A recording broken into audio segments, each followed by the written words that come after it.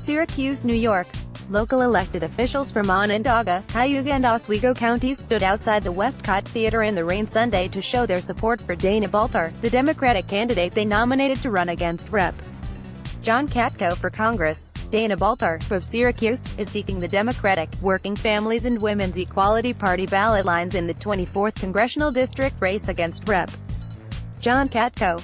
She spoke Sunday outside the Westcott Theater in Syracuse. In the foreground is Syracuse City Council member Joe Driscoll, who emceed Sunday's event.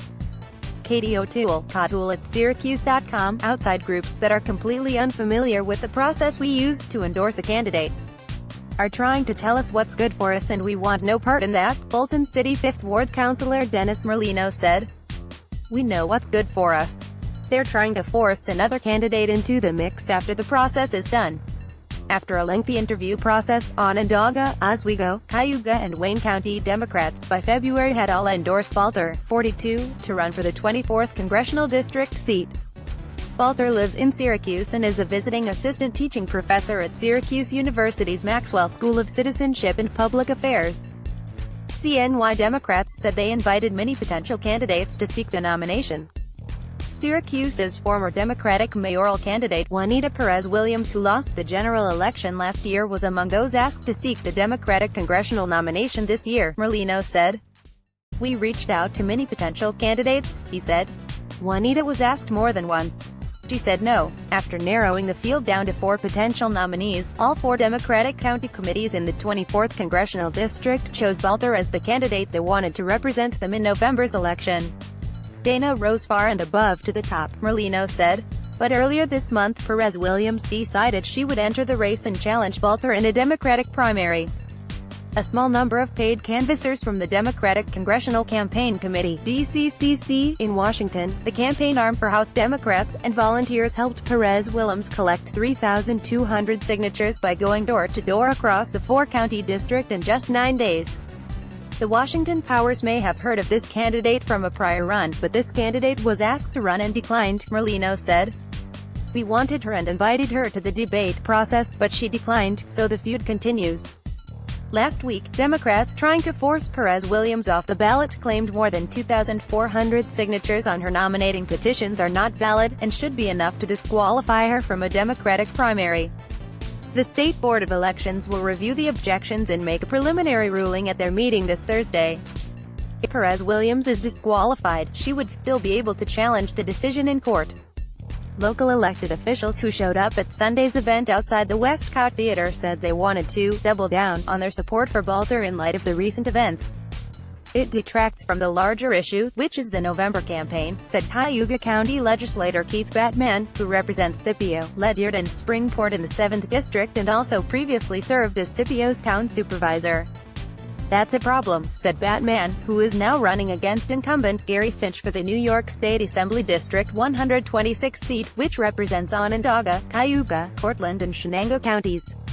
Anytime you make a decision that affects your life and someone above you who has power and money and says, no, no, no, we're going to do it differently, and they hire people to collect signatures and pump money into another politician's campaign, it bothers everyone, Batman said. Merlino, Batman and a handful of other politicians said they were at Sunday's rally to show their support for Balter.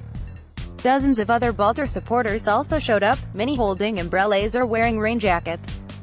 In rural upstate New York, healthcare is a big issue, getting services, getting access to healthcare, and Dana is very strong with healthcare, Batman said.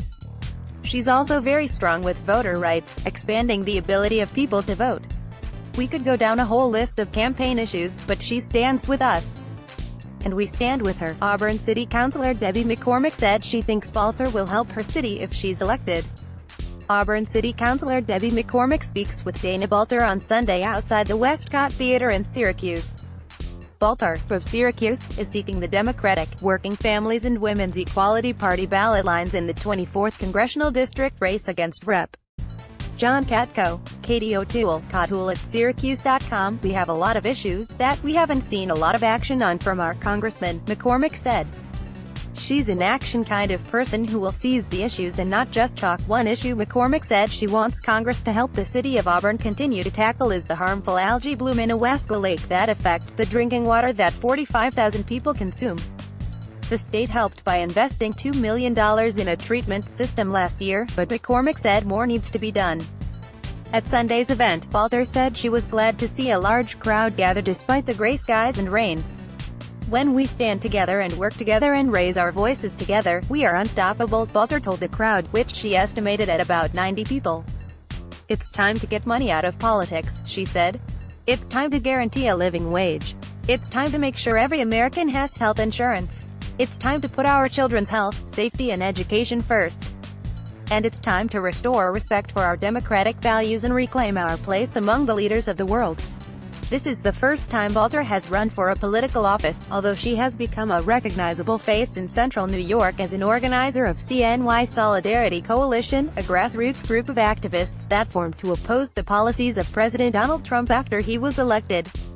In March 2017, Balter was among the CNY Solidarity Coalition members who protested outside a Katko fundraiser. "It's really incredible to me to look back at how this all started. It was as simple as, I wanted to meet with my congressman and talk to him about healthcare," she said. "I wanted to tell him that I needed him to stand up to fight for me and my family and friends, to make sure that we have access to mental health care, substance abuse treatment and nursing home care when we need it, and that insurance companies can't deny us because of pre-existing conditions, and women weren't charged a premium for being women and denied access to contraception, abortion, prenatal care and mammograms," Balter said. "But he wouldn't meet with me and he wouldn't meet with my neighbors," she said. "And that's why I'm running."